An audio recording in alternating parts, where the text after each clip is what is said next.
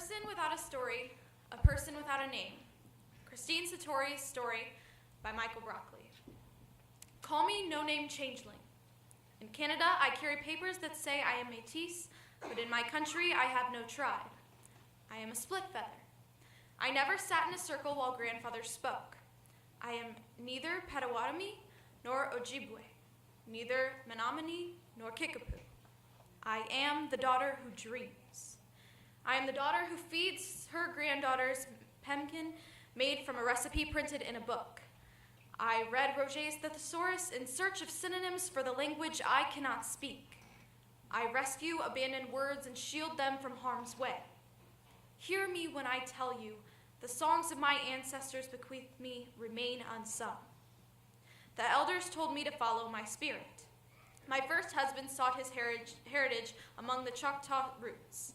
Our sons danced in Midwestern powwows, grew their blonde hair long to hold their mysteries and prayers.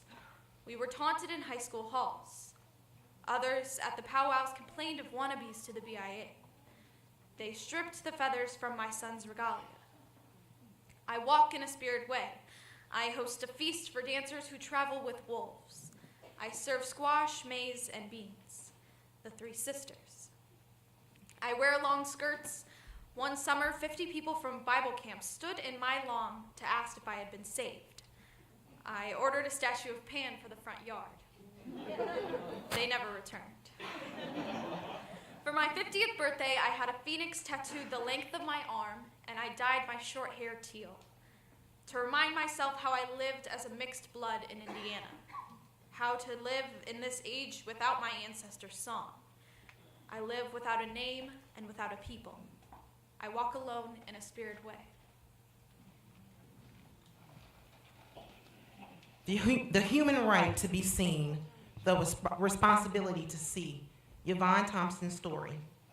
I had a 2-parent home. I got to be a cheerleader. I got to be in the band. I got to do all those unusual things. A lot of times, I was the only black person in the organizations in school. I thought they treated me the same, but when I look back, they didn't. There are things I can see now that I see as a racist. If I knew what I knew now as the executive director of the Muncie Human Rights Commission, I wouldn't have been scared. I never thought racism was in everything. Now I see it. I see racism in particular police behavior. I see it in the school system. I see it in the housing. Oh God, housing is bad.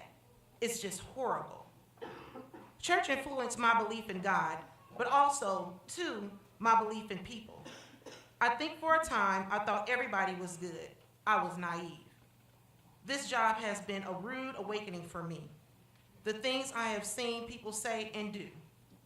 Why in the world would you say or do that to another human being? My education in social work opened my eyes to the pain of the people, what people go through, the expectations people have for their lives, the desire to always want to be something.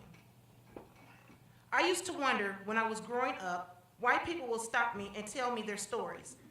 I would think, why in the world would they tell me everything? I don't know them, never met them. It's because I feel what people are going through. Now that's my job. At the Human Rights Commission, we protect people, protect their emotions, jobs, livelihoods, and their being. When a person feels discriminated against, it hits them hard. They just said, I'm not worthy. I'm not that person. It's something to see a person shaken to the core. We've seen it numerous times. We help that person gain worth and value again. It means a lot to see that.